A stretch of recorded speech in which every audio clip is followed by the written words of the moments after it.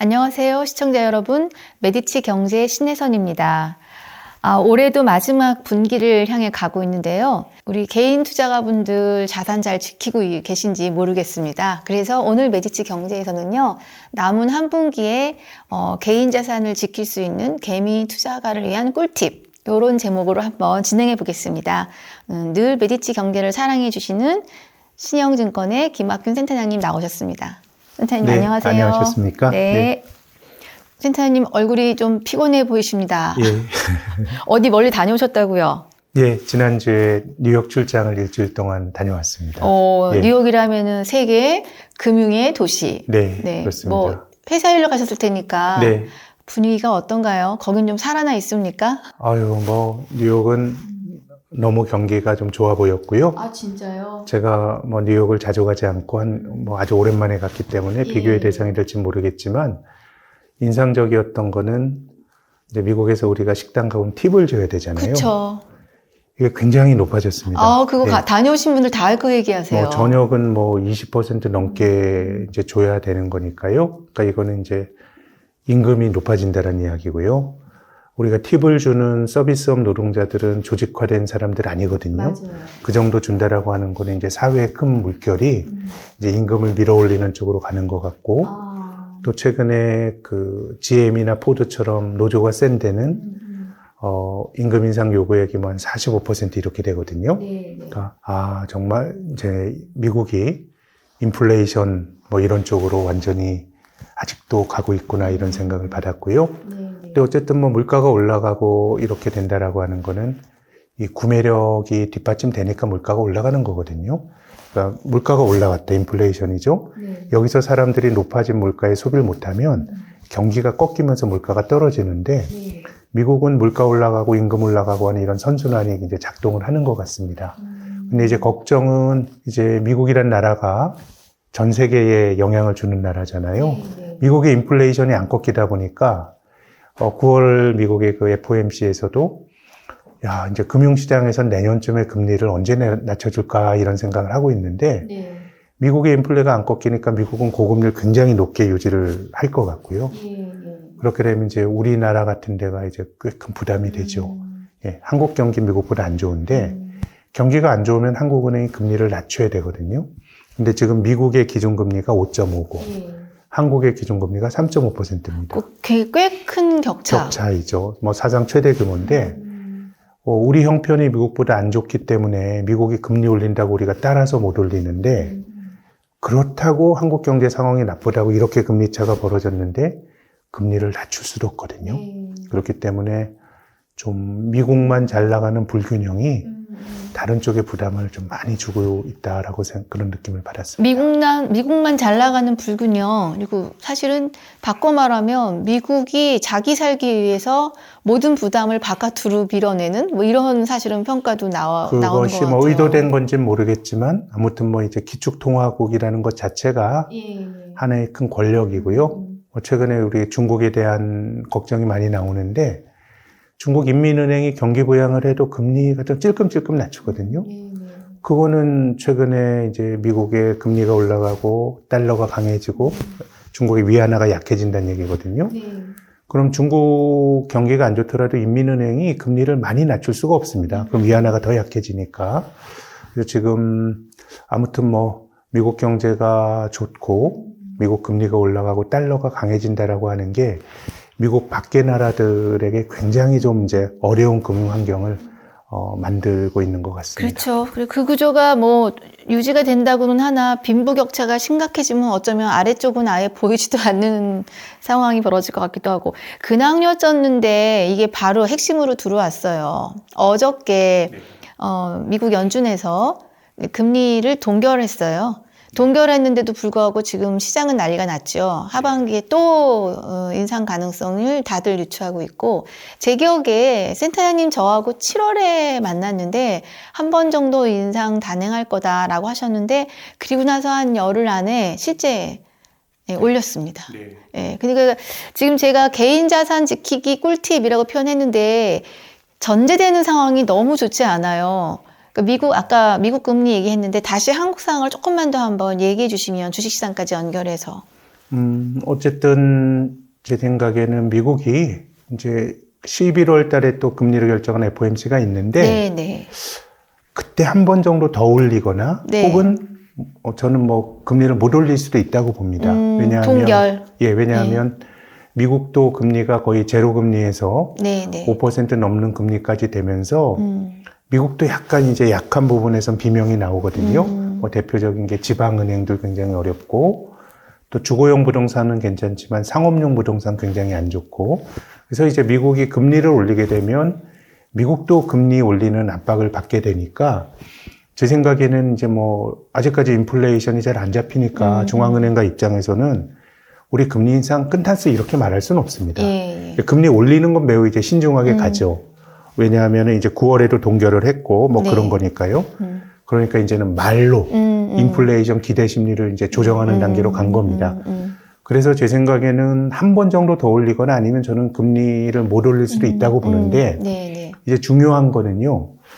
지금 금리를 더 올리지 않더라도 지금의 금리가 굉장히 높은 수준입니다. 맞아요. 한국이나 미국이나. 네, 네. 이렇게 고금리가 지속이 되게 되면 누군가 고금리에 어려움을 겪을 수가 있는데 그래서 저는 9월 FOMC가 시장에 주는 시사점은 네. 저는 뭐 금리를 못 올릴 수도 있다고 보지만 금리를 낮추지도 않고 상당히 높게 고금리가 유지될 수 있다라고 하는 시그널을 준 것 같은데 이것도 저는 굉장히 만만치 않은 것이 이 중앙은행이 금리를 올려서 경제를 망치고 싶은 중앙은행은 없습니다.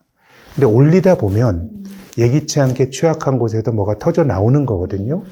근데 우리가 2008년도 미국의 리먼 브라더스라고 하는 금융기관이 파산하는 그런 그 금융위기도 복기를 해보면 당시에도 미국 중앙은행이 2004년 6월부터 2006년 6월까지 2년 동안 금리를 올렸습니다. 금리 인상이 중단된 건 2006년 6월인데 익히 많이 들으셨던 미국의 그 서브프라임 모기지 부실이 나왔던 거는 금리 인상이 멈춰지고 1년 2개월 지난 다음에 그러니까 금리 인상을 멈췄더라도 금리가 높게 유지가 되면 뭔가 취약한 게 탈이 날 수 있거든요. 그래서 저는 이번에 그 9월 FOMC에서 연준이 시장에 던져준 경고나 사람들이 겁을 먹고 있는 것도 뭐 금리 11월에 한 번 더 올린다고 하더라도 뭐 2년 동안 많이 올렸잖아요. 그것이 뭐 결정적인 뭐 제 생각에는 공포감은 아닌데 인플레이션이 안 잡히고 상당히 금리가 고금리가 높게 유지가 될 수 있구나라고 하는 그런 좀 공포가 제 생각에는 투자자들에게 좀 여러 가지 그 공포심을 불러일으키고 있는 것 같습니다. 그 여파가 시차를 두고 예, 견디는 것 같아 보이지만 사실은 아직 안 온 거다 이렇게. 그럼요. 뭐 한국의 부동산 PF 이런 쪽도 제 생각에 뭐 답이 없는데 금리 떨어질 때까지 얼마나 버티느냐 뭐 지금 이런 의사결정을 하는 거거든요. 근데 이제 미국이 고금리가 유지가 되면 한국은 금리 낮추기도 힘들고 하는 거니까 여러 가지 이제 고금리가 지속되는 것만으로도 더 올리지 않더라도 상당히 압박을 받는 쪽이 저는 글로벌 경제 어딘가에는 존재하고 있다고 생각을 합니다. 아, 혹시요. 총선이 다가와서 그런데 지금 굉장히 많이 얘기되고 있는 부실 상황들 총선 전까지 다 억누르고 있을 가능성 있다고 보셔요? 그것을 꼭 뭐 정치 일정과 뭐 인과관계를 찾기는 좀 어렵지만 지금은 뭐 전체적으로는 뭔가 그 부실이 그 터져 나와서 해결되기보다는 뭔가 좀 안고 가는 그런 구조인 것 같고, 뭐 그건 좀 금리라고 보면 이게 사실 답이 없어요. 우리가 지금 SK 하이닉스라고 하는 굉장히 글로벌 반도체 기업이 있는데 2000년대 초에 하이닉스를 죽여야 된다라고 생각하는 사람들도 있었어요. 밑 빠진 독에 물 붓기라고 생각했는데 결국은 살아났거든요. 근데 이제 저는 이제 지금은 부실을 터뜨리고 가느냐 안고 가느냐 이것이 사실은 정답일 수는 없는데 근데 지금 우리 시대의 많은 부실들은 금리와 연결돼 있다고 생각해요. 금리가 떨어지면 조금 안고 가더라도 이게 좋아질 수가 있는데 금리가 계속 높게 유지가 되면 오히려 지금 정리하지 않고 가는 게 나중에 큰 부실이 될 수도 있는 거죠. 지금 센터장님이 말씀하신 거요. 더군다나 초저금리였던 시절이 있었잖아요. 불과 2년 전에. 거기로부터 왔으니 상대적으로 저희는 더 그게 크게 느껴질 것 같은데 고금리 시대라는 걸 전제하고 자산의 운영에 대한 기본 세팅을 좀 하셔야 될 것 같습니다. 자, 어쨌든 오늘은 키워드 4가지를 가지고 한번 내 자산 지키기 꿀팁을 들어보려고 하기로 했으니까 4가지는요. 제가 잘 잡았나 모르겠습니다. 일단 걱정이 많은 중국 펀드. 중국 요즘 그러니까. 두 번째는 채권. 이거 사실 좀 안정적이다라는 생각들을 보통 하는데 이거 아니란 얘기도 막 나오고 있고요. 그다음에 또 요새 동학개미 서학개미 하는데 이제 해외 주식도 안 하는 사람은 없어요. 근데 지금 이런 미국 상황 보면 좀 골치도 아플 것 같고 그다음에 연말로 다가오니까 배당주. 이 주린이가 잘 잡았습니까? 4가지 아이템. 네. 한 가지씩 한번 얘기를 좀 들려주셔요. 일단 중국 펀드. 저 중국 펀드 있습니다. 네. 근데 저는 소액으로 오래전부터 들었는데 이게 대충 플러스였는데 드디어 마이너스로 돌아섰어요. 네. 그래서 이 마이너스 한 2%일 때 지금 손절을 해야 되냐? 아니면 그냥 이왕사 갖고 있었는데 계속 갖고 갈 거냐? 저 같은 고민 많이 하실 것 같기도 한데 아닌가요? 요즘 뭐 중국 펀드에서 돈이 빠져나가고 중국에 대한 걱정이 많이 커지는 것 같은데요. 저는 뭐 이게 지금 중국 펀드를 6개월 들고 있을 때 더 올라갈 거냐 떨어질 거냐 이건 뭐 실은 답이 없는 건데요. 다만 일반론으로서 우리가 중국과 같은 신흥국에 투자할 때 우리가 고려해야 될 점들을 좀 말씀드리고 싶은데요. 한국에서 중국 투자에 대한 붐이 일었던 거는 2006년, 7년입니다. 그때 중국이 미국을 능가하는 경제가 될 거다라는 것도 있었고 중국 중심이었던 그 떠오르는 그 신흥국 4개, 뭐 브릭스 펀드 열풍이 있었거든요. 근데 2007년도에 중국 펀드에 돈을 물으려고 했던 사람의 생각은 야, 중국이 고성장하니까 저기 내 돈을 묻어서 한번 돈을 불려보자라고 하는 생각을 가지셨을 겁니다. 근데 그 판단 자체는 중국 경제에 대한 걱정이 많지만 옳았습니다. 2007년 이후로 중국 경제 걱정이 많다 그래도 5% 성장을 했고요. 중국 기업들의 이익 증가율도 뭐 미국과 비교해보면 훨씬 높았거든요. 그러니까 저기가 고성장하니까 내 돈을 물어보자라고 했을 때 그게 고성장했던 건 맞았습니다. 근데 최근 올 들어서도 중국 증시의 성과가 좋지 못하지만 2007년도 돈을 묻은 이후로 중국의 본토 증시는 그때 대비해서 한 40% 하락했고요. 그러니까 우리가 뭐 한 해 한 해 주가 등락은 저는 맞출 수 없는데 그래도 장기간 돈을 묻어두면 주가 지수가 16년 가지고 있었는데 40% 떨어졌다. 16년에 은행에 예금만 해도 거의 뭐 원금이 2배로 불어나는 건데요. 경제가 고성장을 했다는 판단은 맞았는데 왜 주가는 못 올랐을까? 왜 그랬어요? 왜 그렇다고 보십니까? 저는 우리나라의 8, 90년대를 한번 좀 말씀드리고 싶습니다. 네. 8, 90년대는 한국 경제가 지금보다 훨씬 고성장을 했고 경제 활력이 높았던 시기거든요. 그럼 그때 우리 주식의 성과가 좋았느냐? 주식이 좋았던 거는 80년대 후반 3조 호황 때 3, 4년 좋았고 나머지 기간은 경제는 고성장했지만 주식은 못 올랐습니다. 그럼 그게 왜 그런가 생각을 해보면 전통적인 자산은 주식과 채권, 우리가 조금 이따 얘기할 채권과 주식이 전통적 금융자산이고요.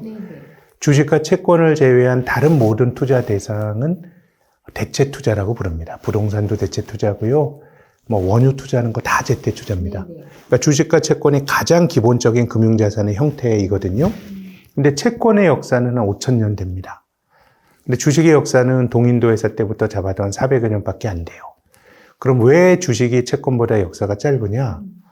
더 복잡해서 그렇습니다. 채권은 차용증입니다. 제가 본부장님께 한 10만 원 빌려서 언제 갚을게요, 이자는 얼마 할게요 라고 하는 개인의 차용증도 채권의 형태입니다. 간단한데요. 주식은 이거보다 더 복잡합니다. 왜 그러냐면요. 주식회사의 기원인 동인도 회사를 예로 들어보겠습니다. 네덜란드나 뉴욕에 있는 귀족들이 인도네시아와 인도와 교역하는 배에 투자한 겁니다. 여러 주주들이 투자하지 않으면 내가 개인적으로 배를 하나 사서 투자했다 그러면 위험이 너무 크죠. 가다가 막 침몰할 수도 있고 분산 투자해서 주주들이 된 겁니다. 근데 영국이나 네덜란드의 주주들이 그 배를 직접 안 탈 확률이 높죠. 위험한 일이니까. 그러니까 주식과 채권의 본질적인 차이는 뭐냐면요. 배를 운영하는 사람들과 선원과 선장과 그 배의 주인인 주주들이 서로 다른 사람입니다. 그렇기 때문에 고성장 경제에서 주식이 잘 안 되는 이유는 고성장을 하면 기업도 돈 벌 확률이 높거든요. 근데 그 돈이 주주들에게 잘 넘어와야 됩니다. 동인도 회사를 예로 들면 인도에서 향신료를 싣고 오는 선원과 선장이 빼돌리면 안 돼요. 그 사람들 월급 받는 사람들이고 주주들에게 잘 갖다 줘야 되거든요. 중간에 세게 되면 경제가 고성장하더라도 주주들은 재미가 없거든요. 우리가 8, 90년대 한번 복기를 해보겠습니다. 분식회계가 있었어요. 우리 3대 재벌이었던 대우그룹이 분식회계로 파산할 정도로 기업은 벌지만 빠져나가는 게 많고요. 또 기업이 가진 자율권이 인정되지 못했어요. 80년대 전두환 정권 때 10대 재벌이었던 그 국제그룹이 대통령 눈밖에 날리면 한 바퀴 날아가는 거거든요. 그럼 우리 중국도 한번 복기를 해보겠습니다. 저는 지난 10년 동안 뭐 중국 경제가 성장이 둔화되고 이런 것도 맞지만 시진핑 집권 이후로 중국이 상당히 사회주의 이념 지향적으로 저는 가고 있다고 보는데요. 그건 그들의 선택이에요. 중국 인민들이 우리가 그렇게 가겠다라고 하는 그들의 권리이지만은 투자자의 입장에서는 우호적인 게 아니죠. 시진핑 들어와서 공동부유한다 그러면서 기업들을 얼마나 옥죄습니까? 알리바바와 같은 빅테크에서부터 사교육업체, 심지어 배달업체까지. 그래서 중국에서 벌어지는 일련의 변화들이 주주들에게 우호적이지 않았다고 생각이 되고요. 그런 것들이 제 생각에는 일반적으로 신흥국 투자의 내재가 된 위험이라고 봅니다. 경제가 고성장하지만 주식이 그 성과를 못 쫓아갈 수가 있어요. 우리나라 8, 90년대처럼.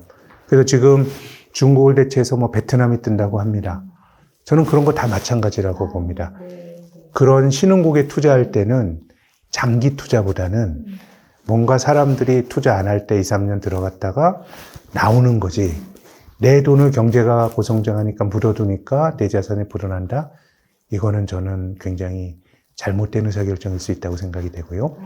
그렇게 보면 저는 중국은 뭐 지금은 오히려 사람들의 관심이 없고 이럴 때가 상당히 여러 가지 악재들이 들어가 있는 그런 정도 수준인 것 같고요. 오히려 중국 펀드는 지금 환매하시기보다는 뭐 이런 어떤 그 사회적인 인프라 이런 걸 말씀드리는 건데 그렇다고 할 순환적인 사이클은 있거든요. 그렇기 때문에 또 기다리면 지금보다 또 유리한 뭐 10년 동안 주가가 40% 밀렸으니까 적어도 중국 그 주가에 거품은 없는 것 같거든요. 다만 그런 어떤 그 파도나 변동성을 사고 팔아야 될 증시이지 중국을 비롯한 신흥국 일반은 내 돈을 장기간 묻어놔서 벌 수 있다라고 하는 거는 좀 심각하게 고민을 해봐야 되는. 전 신흥국 2, 3년으로 가야 된다고 봅니다. 해당 국가의 경제 성장과 주식시장은 조금 다르게 봐야 한다는 지금 팁 주셨어요. 근데 지금 중미 갈등이요. 미중 갈등도 굉장히 영향을 서로 미치고 있는 것 같아요. 기업들한테. 네, 중국이 뭐 훨씬 불리하죠. 예, 중국은 미국을 제외하면은 자기만의 내수만 가지고 경제가 돌아가는 경제가 별로 없어요. 저는 일본 경제가 잃어버린 뭐 한 20, 30년 보낸 것도 80년대 중반에 플라자합 이런 걸 통해서 환율 주권을 미국에 내줬죠. 엔화 가치가 막 절상이 되는데 그때 일본인들이 가졌던 마음 속에는 우리가 1억 내수 막 이런 뭐 주장들이 나오거든요. 저는 안 되는 것 같아요. 중국도 마찬가지고요.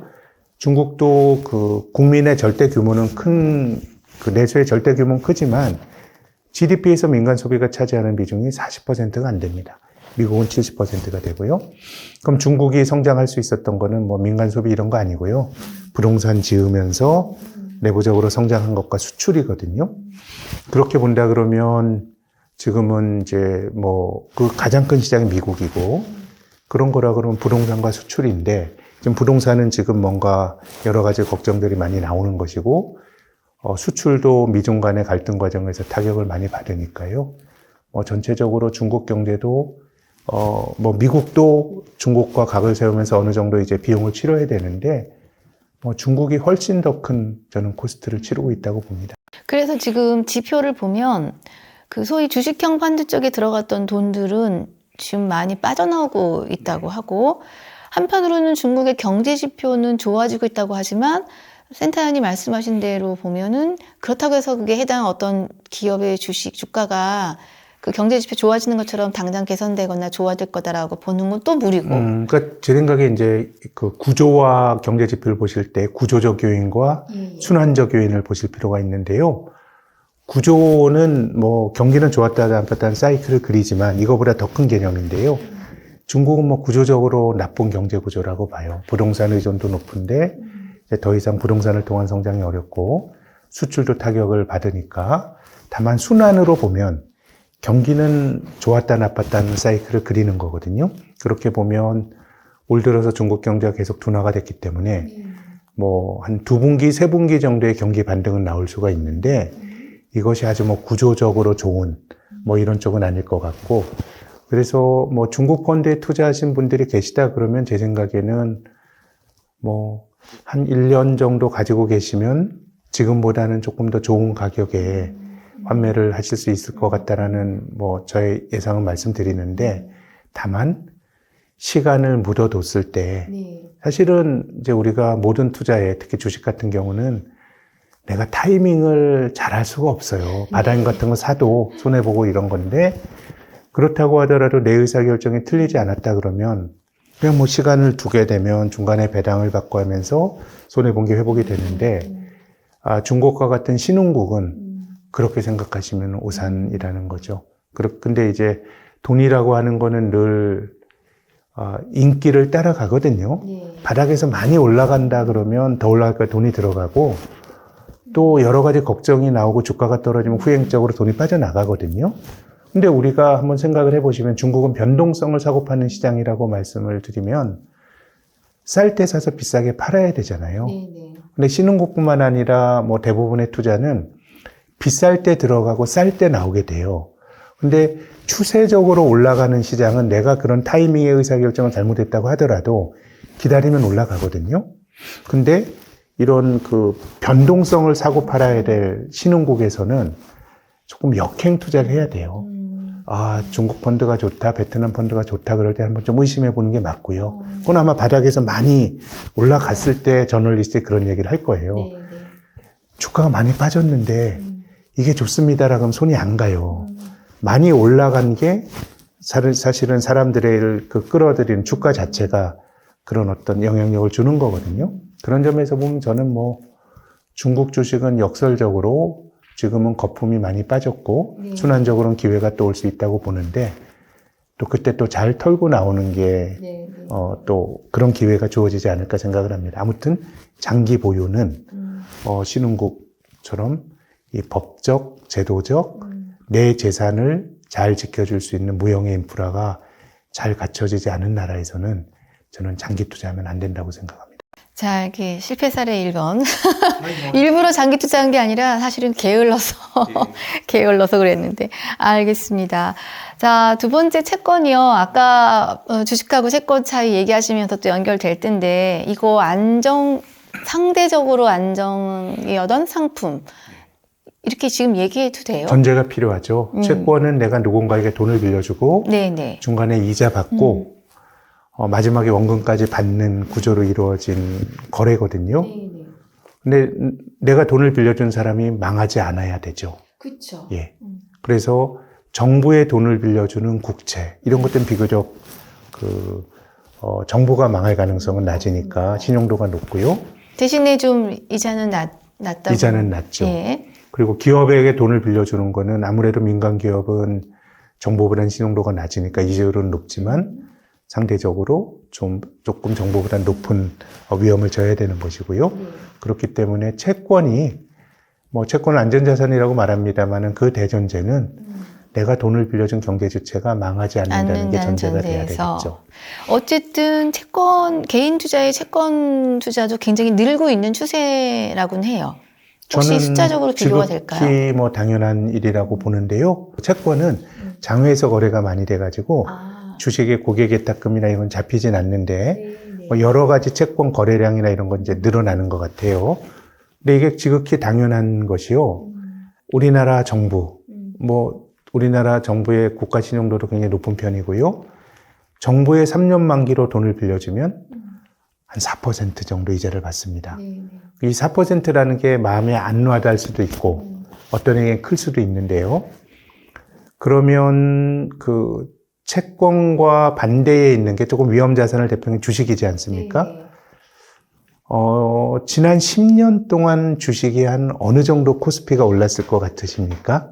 10년간요? 예, 2013년부터 2013년 이맘때부터 보면 중간에 엄청 올랐다가 푹 뭐 떨어지는. 왔다 갔다 하는데 한 10여 년 전에도 한 2천 했어요. 근데 지금도 뭐 한 2천 한 뭐 500 정도 있으니까 겨우 턱걸이했다. 오늘 이렇게. 그러니까 10년 동안 뭐 25% 오른 거니까 연율로 따지면 2%가 안 됩니다. 예. 엄청 오른 것 같지만. 그러니까 이제 뭐 물론 그 기간 동안에 어떤 종목을 사느냐에 맞아요. 따라서 뭐 성과는 다 다르겠지만 네. 종합적인 성적표라고 할 수 있는 종합주가 지수는 2%가 안 되니까 정부가 망하지 않는데 한 4% 이자를 준다 그러면 이 금리가 주는 소구력은 되게 큰 것 같고요. 또 다른 측면에서 한번 좀 비교를 해드리면 미국은 주식을 사서 장기 보유하면 장기 투자가 이제 입증이 된 그런 나라인데요. 특히 20세기는 미국인들에게 정말 주식의 시대였습니다. 뭐 대공황도 있었고 70년대 스태그플레이션의 어려움도 있었지만 주식 사놓으면은 결국 장기적으로 주가가 올랐는데요. 20세기 들어가기 전 19세기 말 1899년 말에 미국 시장을 대표하는 다우 지수가 한 65포인트였습니다.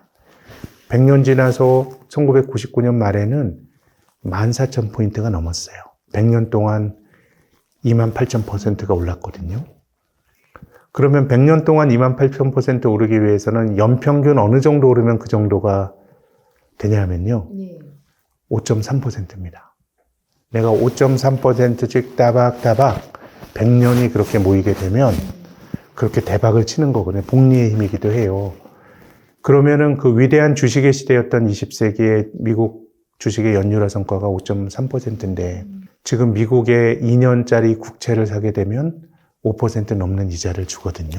네. 그러니까 지금은 이자의 절대 수준이 상당히 높아졌습니다. 물론 이제 우리가 제가 96년도에 직장을 잡았을 때 재테크 서적 이런 걸 보면 그땐 두 자릿수 때 이자가 있었던 시절도 있었습니다.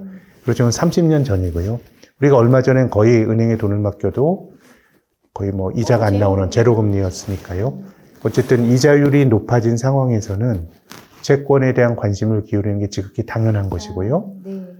어느 정도는 형편에 맞게 제가 앞서서 4% 이자가 안 와닿는 사람이 있어요. 내가 젊은이고 난 주식해서 더 높은 기대 수익과 위험으로 돈을 더 많이 벌어야 돼라고 하는 사람은 실은 4%가 안 맞을 수도 있지만 평균적으로 보면 아무튼 종합주가 지수 이런 걸로 보면 이것도 낮지 않은 것이고 하기 때문에 지금은 자산의 일부는 아무튼 높은 금리를 주는 쪽으로 예, 내가 돈이 1,000만 원 있어요.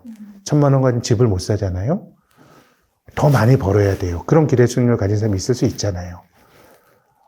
그런 사람이더라도 내 자산의 일부는 혹은 100만 원 정도는 높은 금리를 주는데 맡길 수 있는 것이고 자산이 많은 사람들에게는 조금 더 고금리의 소구력이 높은 시기겠죠. 포트폴리오 하기에 어쨌든 한쪽 상품인데 근데 요새 참 아까 대전제를 흔들리게 하는 부실채권 단어가 굉장히 자주 등장해요.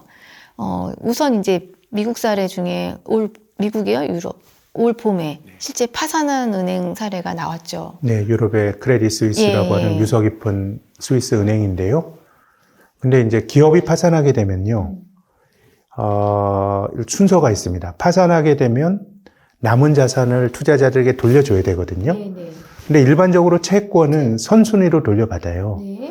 내가 크레딧 스위스 채권을 가지고 있다 그러면 파산할 때 가지고 있으면 내가 먼저 돌려받고 그 다음 순서가 주식인데 크레딧 스위스 같은 데서 문제가 됐던 건 소위 코코본드라고 하는 신종 자본증권입니다. 이거는 채권인 듯 하나 채권은 아닌 굉장히 모호한 거죠. 왜냐하면 거의 채권의 성격에 가까워요. 예를 들어서 크레딧 스위스가 신종 자본증권을 발행하면 누군가의 돈을 빌리는 겁니다. 이자를 줘요. 이 관계는 채권이잖아요. 근데 신종 자본증권은 만기가 일반적으로 없고요. 또 그게 채권으로 표시가 되지 않아요. 왜 그러냐 하면 이건 뭐 어떻게 보면 이제 금융공학의 좀 편법이기도 하고 어떤 기업이나 특히 이제 금융기관들은 건전성 규제를 받거든요. 내가 사업을 할 때, 그러니까 제가 말씀드린 그 자본과 채권 이런 게 다 사업 미천이에요. 내가 누군가의 돈을 꿔서 하게 되면 그게 채권이고 내 채무고요. 그 대신에 증서를 주는 게 채권이고요. 동업자에게 돈을 출자받아서 게 주식이에요. 근데 일반적으로 사업의 안정성이 높기 위해서는 자기 자본의 비중이 높은 게, 왜냐하면 자기 자본은 내가 이자 안 줘도 되고요. 만기도 없어요. 채권 이자도 주고 만기 되면 갚아야 되니까 일반적으로 건전성 규제에서는 자기 자본 비율을 높이라고 얘기를 많이 해요. 그 중간에 있는 게 일종의 쿠코본드예요. 이것이 채권의 성격은 갖고 있지만 채권으로 안 잡히는. 안 잡히니. 예, 그것은 나중에, 근데 이제 이자는 채권보다 조금 높은데, 크레딧 스위스의 그 신종자본증권 코코본드 같은 경우는 채권 같은 선순위가 아니고 주식보다도 후순위예요. 그러니까 그런 것들은 내가 이자를 조금 더 받으려고 들어갔다가 후순위니까 채권보다는 이자를 더 주거든요. 다 날리게 되는 것이죠. 그래서 우리나라 은행들도 신종자본증권 같은 거 많이 팔고 개인 투자가들이 많이 투자를 하고 있는데, 실은 은행이 망할 거냐? 저는 뭐 망할 확률이 낮죠. 그렇지만은 모든 금리에는 공짜가 없다고 생각하셔야 돼요. 네. 높은 고금리라고 하는 거는 내가 그만큼의 신용 리스크를 지는 거고, 네. 그 고금리에 내재가 된 거는 내가 안 망할 정부에 돈을 빌려주고 이자를 조금 받는 것보다 제가 더 망할 확률이 높다라는 게 프라이싱 돼 있다라고 생각을 하셔야 됩니다. 그렇죠. 그렇기 때문에 저는 지금은 특히 개인 투자가들 입장에서는 엄청나게 높은 금리를 받기도 힘들어요. 그래서 지금은 신용도가 높은 쪽의 채권을 사더라도, 예컨대 저 작년에 한전채 같은 경우 굉장히 좋은, 네. 한전은 망할 수가 없어요. 네. 망할 확률이 되게 낮고 산업은행이 대주주고 이런 데가 한 6% 정도 이제 채권을 살 기회가 있었거든요. 그래서 저는 채권 자체가 팔자를 바꿀 수 없어요. 네. 주식은 많이 벌면 자산이 바뀌는 건데 채권은 조금의 이자 더 받는 거니까 이건 당연히 저는 리스크를 진다 그러면 그건 주식을 통해서 져야지 그렇죠. 채권을 통해서 지르려 그러면 내가 이자 조금 더 받다가 낭패를 볼 수가 있고 지금은 전체적으로 이자율이 많이 높아졌기 때문에 채권은 너무 그 국채금리보다 국고채금리보다 높은 쪽 사시는 거는 한번 경계를 하실 필요가 있을 것 같고. 그러니까 그거 참 약간 아이러니네요. 그 리스크를 하려면 주식시장에서 해야 되는데 왜 안전하다는 채권에 가서 하고 사실은 안전하지 않은 건데.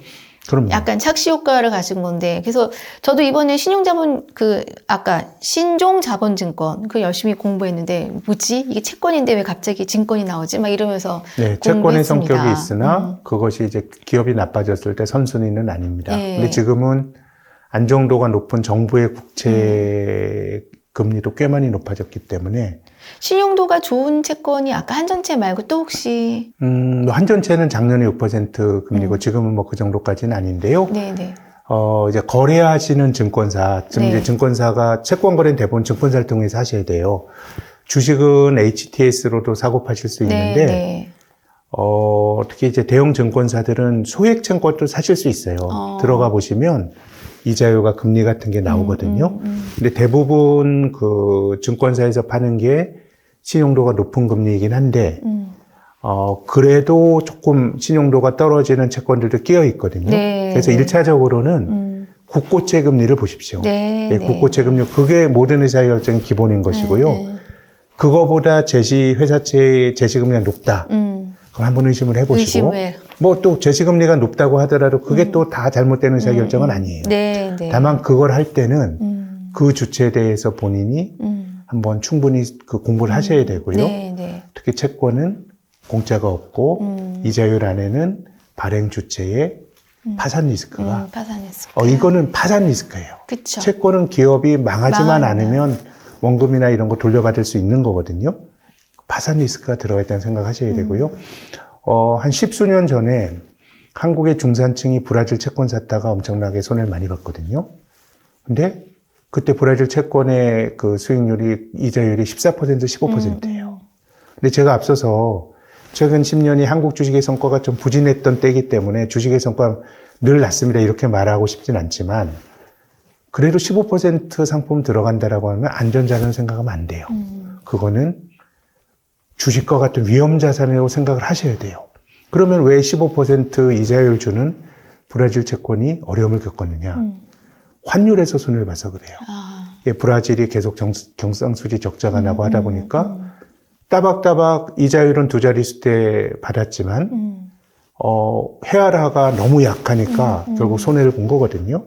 그래서 저는 15%짜리 그 채권 10% 사는 거는 5% 이상은 다 위험자산이라고 생각하셔야 돼요. 네, 그래서 네. 그 위험을 내가 얼마나 감내할 수 있느냐가 고민을 하셔야지, 5% 넘는 게 안전자산이라고 생각하시면 저는 좀 안 될 것 같고요. 또 채권과 비슷하게 지금 고려하실 수 있는 거는, 최근에 저축은행들이 좀 어렵잖아요. 우리 지금 부실채권 이야기 나오는 게 네. 거기 새마금고도 포함되는 건가요?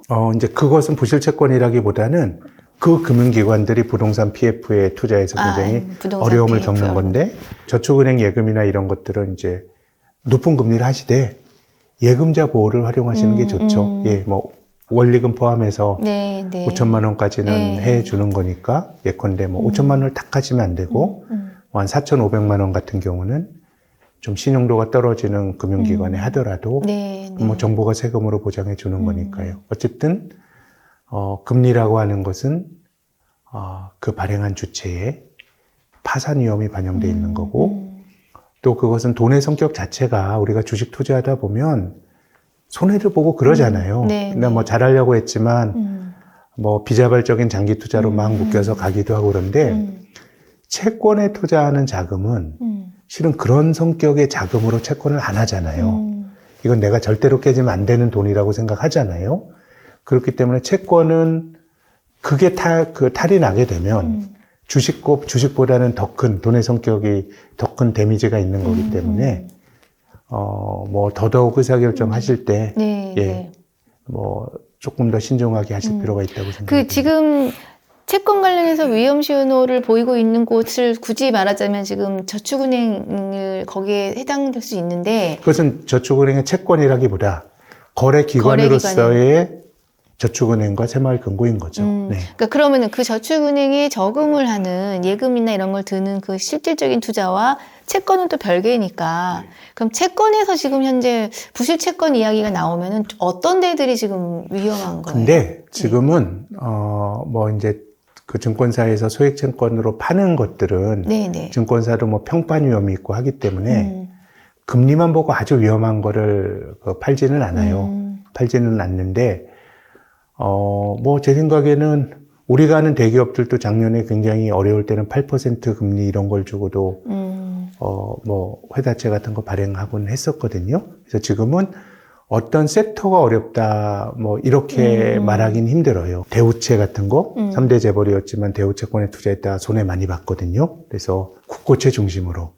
예, 지금은 어쨌든 그것 또한 4%가 되니까 네. 그거보다 많이 높은 거는 제 생각에는 한번 의심을 해보실 필요가 있다라는 정도의 조언을 드리고 싶습니다. 알겠습니다. 일단 채권 관심 있으신 분들은 국고채 금리 보시고, 뭔가 지금 딱 외웠어요. 모든 금리엔 공짜가 없다. 네. 네. 채권인데도 금리가 높다 하면은 왜 높은가에 대한 거는 안전자산이라고. 우리 코스피가 최근 10년은 뭐 1%대 부진한 성과지만 80년대 이후로 한 40여 년 동안에 한 8% 정도 올랐거든요. 평균적으로. 네, 네. 그건 주식은 위험자산이라 그러잖아요. 위험자산의 장기 성과가 8%인데 어떤 게 채권이라는 표시를 쓰고 나왔는데 이게 8% 주는, 최근에 그렇게 공모한 게 있었는데 네, 네. 다른 위험이 있다라는 걸 생각하셔야죠. 네. 알고는 들어가셔야 합니다. 그게 그 MLF는 네. 채권을 얘기하면서 MLF를 얘기해도 되는 건가요? 이게 그럼요. 굉장히 네. 이것도 규모가 올해 벌써 뭐 이자를 많이 못 받고요. MLF는 거쳐가는 자금입니다. 근데 안전합니까? 이자를 못 받으면 대체로 안전한 편이죠. 네. 대체로 안전한 편이지만 MLF도 원금 보장 상품은 아닙니다. 근데 이제 뭐 내가 짜투리 돈을 MMF나 증권사 CMA 같은 거 넣어주시는 건 좋은 것 같고요. 네, 네. 다만 이제 그것 자체가 거쳐가는 거기 때문에 보통 예금에 네, 이자도 네. 하나도 안 나오는 네. 은행만 좋은 일 시키는 그런 데 넣어두는 것보다는 네, 이자를 네. 조금이라도 나오는 쪽으로 하신다는 점에서는 의미가 있는데 이제 그것 자체가 거쳐가는 돈을 일시적으로 내가 들고 있는 돈을 거치하는 거 말고 높은 이자를 받고 그런 상품은 아니니까 네, 네. 성격은 조금 다르다고 봐야죠. 입출 구분 활용을 잘 하시면 될 것 같습니다. 와, 벌써 2개 왔어요. 자, 이번에는 아까 사실은 채권에서도 기껏해서 해외 채권에서 높은 수익을 얻었는데 환율 생각해갖고 또 여기서 이게 도대체 무슨 짓 한 거지? 뭐 이런 생각이 들 수 있다고 하셨는데 해외 주식도 이제 굉장히 많이 해요. 네. 저희 회사 안에서만 해도 동료가 제가 해외 주식을 안 한다는 얘기를 듣고 진짜 재테크에 대한 관심이 없는 분이군요. 이렇게 네. 휙 정리하고 가시더라고요. 그래서 이거 안 하면 바보야? 막 이런 생각하는데 주변에요. 애플 주식, 뭐 마이크로소프트, 뭐 테슬라 엔비디아, 같은 거 테슬라, 많이 예, 있었죠. 네. 뭐 누구는 한두씩은 또 갖고 있다고 얘기하는데 이게 일단 해외 주식이니까 저는 되게 어려울 것 같은 게 일단 시차가 있고요. 환율도 있고요. 네. 해당 기업이 아무리 훌륭하다고 그래도 내가 해외 주식 하려면 뭔가 잘 들여다보기 어려울 것 같은데 지금 어쨌든 해외 주식이 어느 정도 규모라고 파악이 되나요? 뭐 아직까지 한국 사람은 이제 홈 바이어스라고 하는 그 나라 사람들은 그 나라 자산을 많이 삽니다. 한국 네, 사람은 네. 한국 주식 많이 사고요. 뭐 캐나다 사람은 캐나다 주식 많이 사는데 우리나라에서 해외 투자는 2017년부터 좀 본격화됐는데 네네. 해외 주식인데 이거는 뭐 이제 한국에 있는 금융회사들이 미국 주식이 이렇게 좋습니다라고 뭐 유도해서 나갔다라기보다 굉장히 자발적인 움직임이 있었어요. 제가 지난 10년 동안의 종합주가지수가 장기 박스권이라고 말씀드렸는데 뭔가 한국 주식에서 장기 투자해서 안 되다 보니까 한국의 개인 투자가들이 적극적으로 나갔는데 이제 일본도 그런 사례가 있습니다. 90년대부터 언제 좋아지나 늪에 빠지니까 일본 사람들은 이 주식의 형태는 아니었지만 와다나베 부인이라 그래서 맞아요. 이자를 많이 주는 호주의 채권을 사고 막 환을 통해서 나가고 했었거든요. 그래서 뭐 2017년부터 해외 주식에 대한 어떤 붐이 있었고 네네. 작년 올해는 확실히 이제 해외 투자 열풍도 조금 사그라드는 것 같아요. 크게 보면은 좋은 일이라고 봅니다. 왜냐하면 저는 투자라고 하는 게 좋은 것이 내 돈을 증식할 수 있는 곳에 맡기는 건데 네네. 한국이 저성장한다 그러면 뭐 성장할 수 있는 나라에 돈을 맡기는 건 굉장히 저는 좋은 선택이라고 보는데 이제 중요한 거는 결국 투자라고 하는 것은 내가 잘 알아야 되거든요. 네. 시세를 아는 게 아니고요. 내가 시세를 알 수 있다고 생각하는 건 오만이죠. 투자 대상에 대해서 깊이 알아야 되고 실은 내가 샀다가 주가가 떨어질 수도 있어요. 투자라는 게 그 주가의 바닥과 고점을 맞추는 게임 절대로 아니에요. 내가 그 기업이 가지고 있는 적정한 가치에 대한 판단이 제일 중요한 거고 시세라고 하는 거는 저는 제멋대로 움직이는 거라고 봐요. 욕심을 가진 사람들이 막 들어와서 사고 파는 과정에서 버블이 생길 수도 있고요. 또 과하게 역버블이 생길 수도 있어요. 그러면은 저는 이 핵심은 이 널뛰는 주가를 맞추려고 하는 건 무망한 일이고요. 그러니까 이 기업의 가치를 내가 잘 아는 게 중요하죠.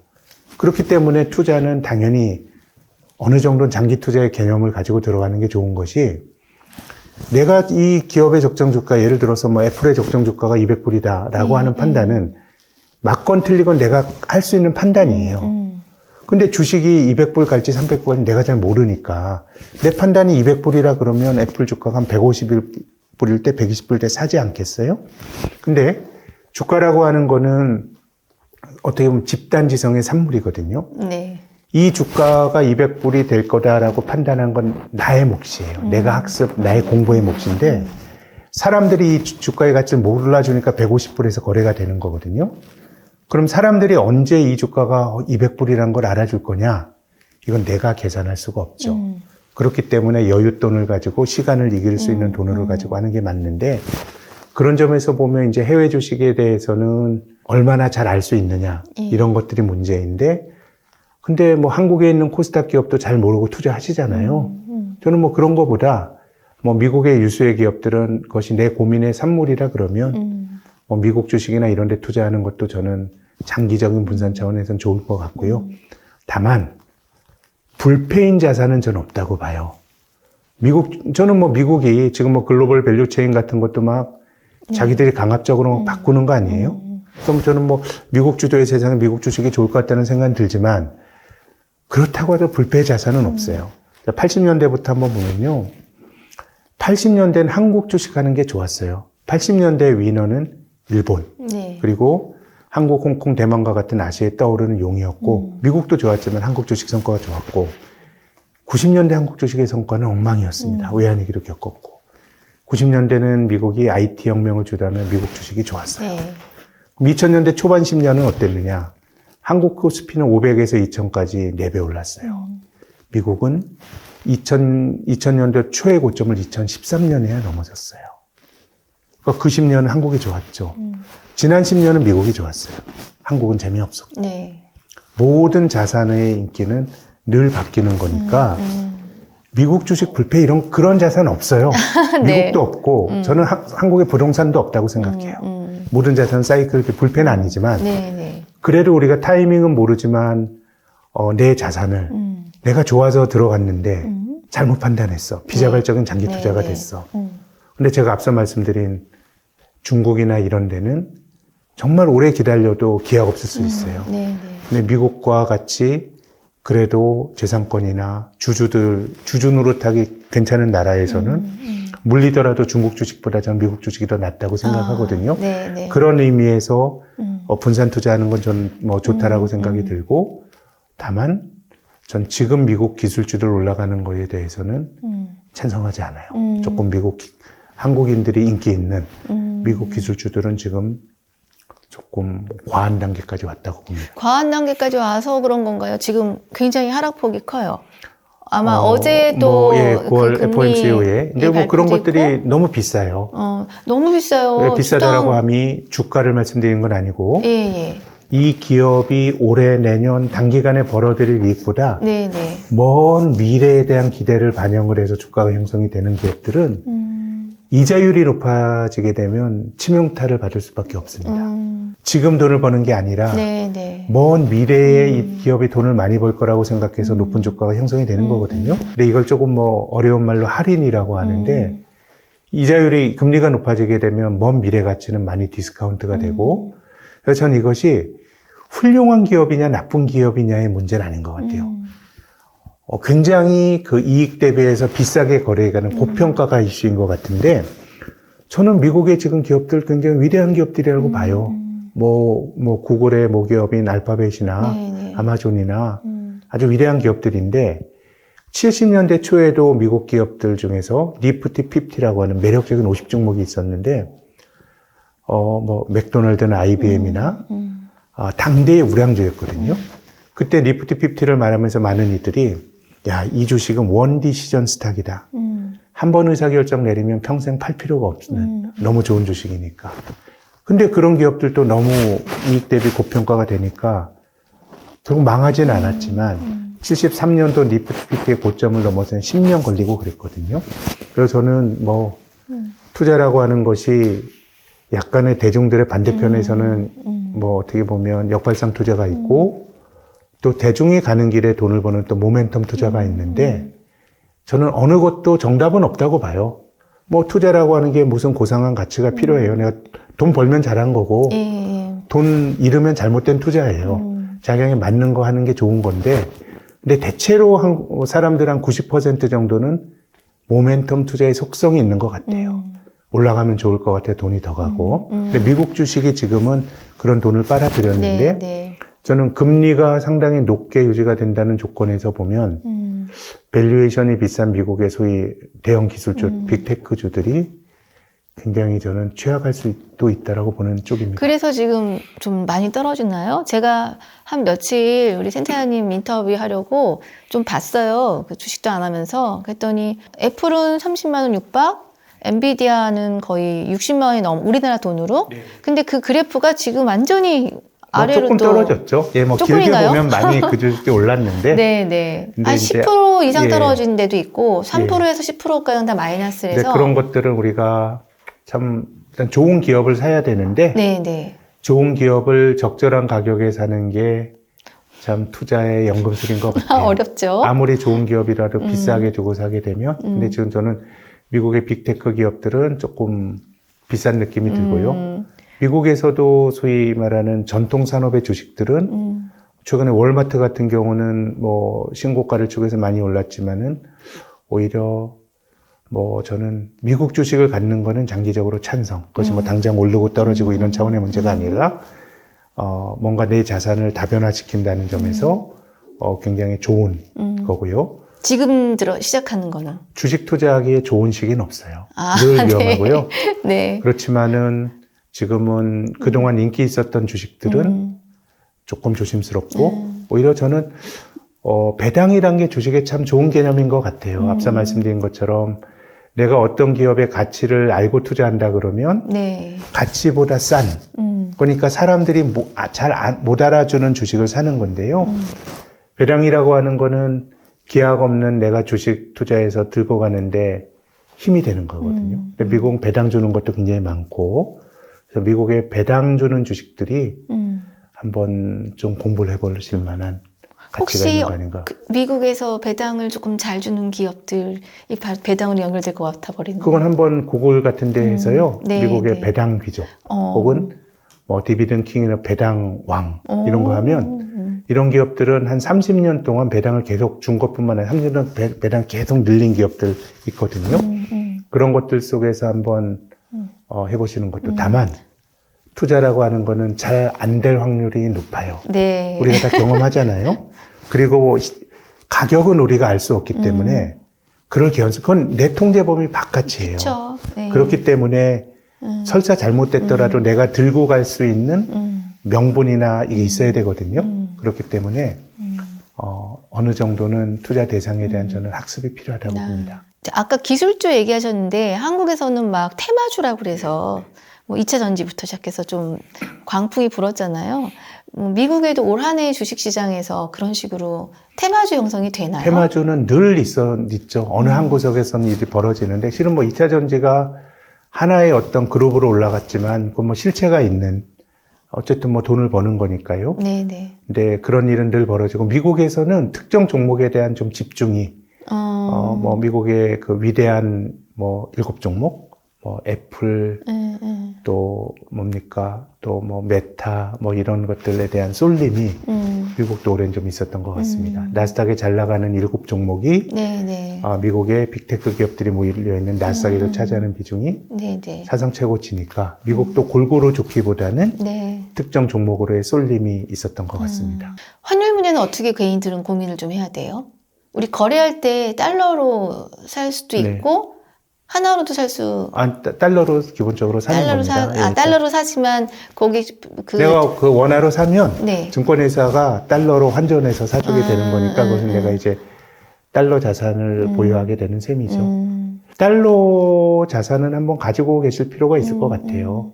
지금 원달러 환율이 1,330원 정도니까 이거 계속 올라간다가 아니고요. 네, 네.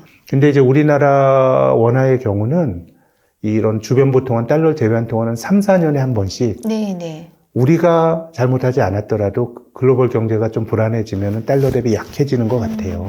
네. 그래서 지금 정도의 환율에서 원달러 한 1,330원에서 1,400원 가는 걸 보고 달러를 산다? 저는 그거는 찬성하지 않아요. 그거는 그렇지만은 어느 정도는 내 재산으로 달러를 보유하고 있으면 이제 시간이 지나면은 그 회귀를 하거든요. 그래서 지금은 뭐 달러 가지고 있게 조금 비싼 레벨이라고 생각이 드는데 네. 뭐 한 1,200원대의 환율이 온다 그러면 우리가 얼마 전에 1,210원까지 갔었거든요. 뭐 1,250원 미치다 그러면 제 생각에는 뭐 달러 표시된 자산을 좀 들고 있는 것도 네, 좋을 거라고 봅니다. 네, 네. 옆에 당구장 표시 팁 하나 나왔습니다. 자, 이제 마지막이요. 자, 배당주를 배당을 언제 하죠? 주총과 연관이 있나요? 대체로 이제 12월 말까지 주식을 들고 있어야 배당을 받을 권리가 있죠. 네. 예. 그럼 지금쯤 사는 분들이 계시다면서요? 그거를 근데 좋은 타이밍은 아닌 것 아닌 같아요. 거예요. 예, 배당주 시세는 네. 그냥 따박따박 내가 어떤 주식을 샀는데 네, 네. 이 주식이 채권이 아니기 때문에 이자만 노린다 그러면 굳이 주식을 살 필요가 없고 제 생각에는 어떤 주식을 저평가된 주식을 샀는데 네, 네. 거기까지 배당까지 준다 그러면 더 좋은. 왜냐하면 저는 주식은 시세의 굴곡을 내가 말할 수 있다는 것은 거짓이고요. 그건 알 수 없어요. 오히려 마음이 시키는 대로 하면 올라가면 겁이 없어지고 떨어지면 겁이 많아지기 때문에 오히려 시세에 대해서는 우리가 잘못된 판단을 하는 경우가 되게 많아요. 왜냐하면 우리가 얘기를 나눈 모든 자산이 그렇지만 우리가 모든 의사결정은 미래에 대한 전망을 하는 거거든요. 네, 네. 근데 극단적으로 우리가 많은 얘기를 했지만 미래는 알 수가 없어요. 가서 검증이 되잖아요. 그렇기 때문에 사람들이 미래에 대한 의사결정에 가장 큰 영향을 주는 거는 지금 보이는 거예요. 지금 나쁘면 미래에도 더 나쁠 것 같고요. 지금 좋으면 더 좋을 것 같아요. 그렇기 때문에 우리 마음이 시키는 대로 하는 인지적 속성에 따르면 올라가면 더 올라갈 것 같고 떨어지면 더 떨어질 것 같아서 우리는 늘 고가 매수와 저가 매도를 할 확률이 높아요. 네.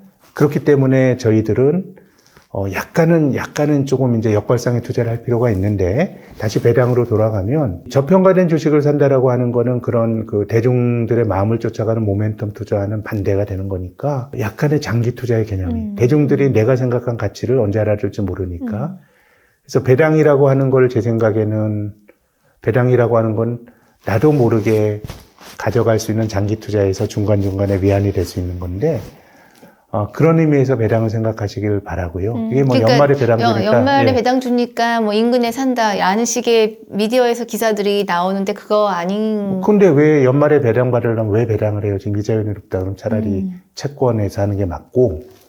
근데 이제 그럴 수는 있어요. 배당주가 움직이는 시기가 있는데 예. 주가 측면에서 보면 배당주가 움직이는 시기 1년에 2번 정도 기회가 있는 것 같아요. 지금이 아니고 네. 한 여름에 8월 정도에 배당주 시세가 올라가는 경향이 있어요.